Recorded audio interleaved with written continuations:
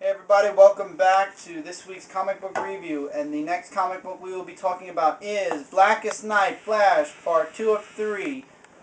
I honestly do not know why they didn't title this comic Blackest Night, the Flash, and the Rogues. Because even on the title it says right here that the Black Lantern Rogues are going to be playing a part in this.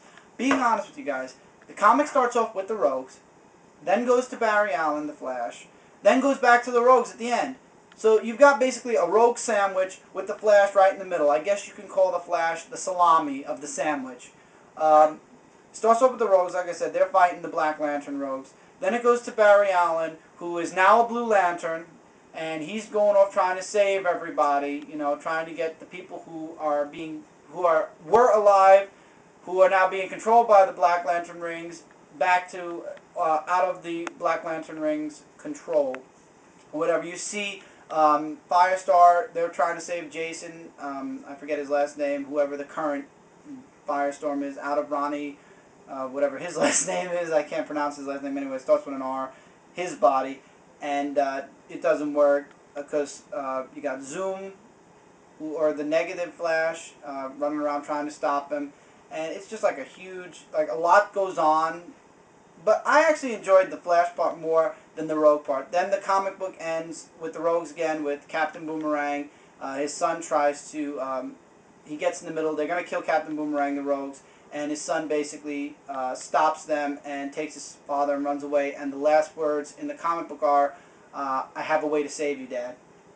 I think it's one of the better stories that came out of the three that did come out. Wonder Woman and Justice Society. Don't even think about it. Don't even get that. I heard very bad things about Justice Society, and Wonder Woman is just boring. I mean, some people say it's really good.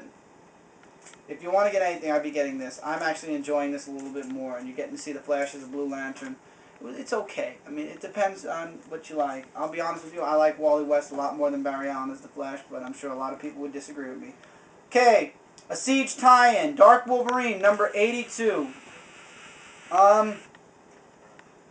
You start off the comic reading it, and you think it's happening, and I don't know if I'm right or wrong, but okay, he's going to war. It starts off before Hammer and the Dark Avengers go to war with Asgard, and then it jumps forward to during the war, during the fight, the Hammer and Dark Avengers versus the Asgardians, and you could tell from the start, Dark Wolverine, Daken wants nothing to do. He doesn't give a crap who wins. He's on it. At least he's like, I don't give a crap about Hammer. I don't give a crap about the Dark Avengers. As long as I live, that's all that matters. He's actually showing uncaring for the Dark Avengers now. Now he's actually pushing away from them.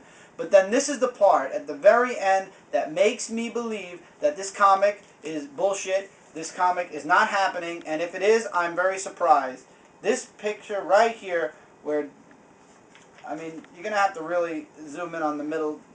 Basically, it looks like Daken actually kills Norman Osborn. He sticks. Now remember, Daken is Wolverine's son. He has the two claws on his hand, and then the one that comes out through his inside of his arm. And if you look at the shadow, you can see it went right through Norman Osborn's head. I think that's bullshit. I think they were just. This is like going on like they're showing. These people are showing a possibility of what Daken can do. Because I can't pronounce his name for fuck, by the way. Because I don't think this really happened. Because in Siege, Norman Osborn's alive. I don't think Dark Wolverine turning on him and killing him is going to. I think that it's only like they're showing him a possibility in his head or something. Because there's no way he killed. And if he didn't, then probably he didn't kill Norman Osborn. Then I don't know. This comic just left. It leaves you with a. Did he actually kill him, or is this just a vision he's seeing? Pretty cool though. I don't know what I really wouldn't pick this up. I'm being honest. It was just at a point, especially when you finish reading it, you're like, you know what? Whatever. I don't give a crap. Next, Dark Avengers number 13 connected to Siege. Spotlight on, of course, the Sentry. Again. It's all about the Sentry. You find out that he's not exactly the hero everybody's portraying him to be. Turns out he's just basically an addict. The only thing is he was addicted to the serum that turned him into the Sentry. And the Void is really him, or he's not really a hero, etc., etc. Who didn't see this coming? I didn't. Yeah, right. The next issue spotlights the Void.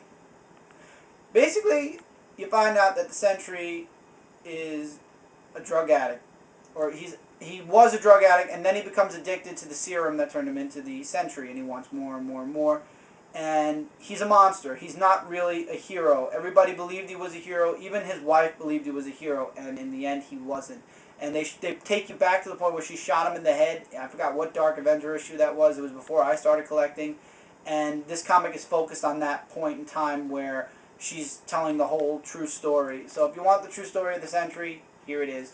I believe none of these Siege books, because both of these books, even though they are tied, they mention Siege. This being, if this is not a vision that they're showing Dakin, this being during the fight and before the fight, this being before the fight, the actual Siege, because nothing in this comic involves Siege at all, except the fact of Norman Osborn saying, "Fight with me during the siege, against Asgard, and I'll give you this," and he gives Sentry the serum, and they walk off before the wife has the flashback. There's nothing to do with Siege in this issue.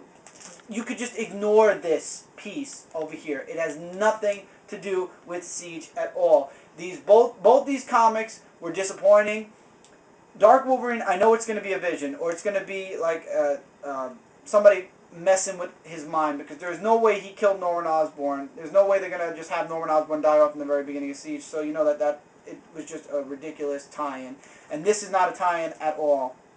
This is just the Dark Avengers, Origin of Sentry. That's exactly what it should have been called. It should not have been called a Siege tie-in at all. The end. That has nothing to do with Siege at all. You can skip it if you want. You probably could skip the next issue of Dark Avengers too. Telling you guys the truth, the only Avengers I honestly like are the new Avengers, and I've been hearing good stuff about the Mighty Avengers with the comic that just came out this month. I'm actually going to get that, and I'll report back to you guys on that. But Dark Avengers is just, it just died. It started off great, and then it died. Now, comic book of the week, in my opinion, Green Lantern Corp number 44. Holy shit, so much nice stuff happened in this issue.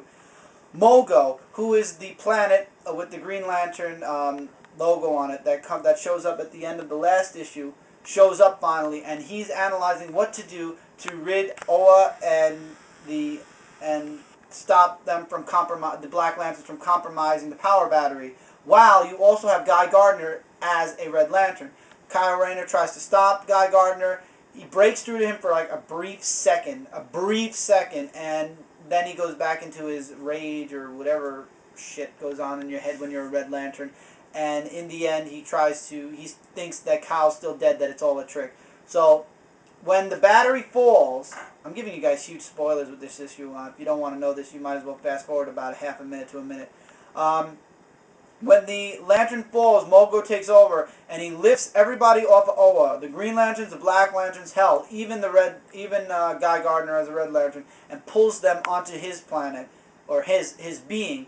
And basically he stops the Green Lanterns right before they hit the ground, and he just sucks in all the Black Lanterns, and they become part of the core of his planet or whatever, and they're absorbed, and they will power the planet forever, and they will burn forever and ever and ever, severing all the Black Lanterns' connections to their rings and destroying all of them.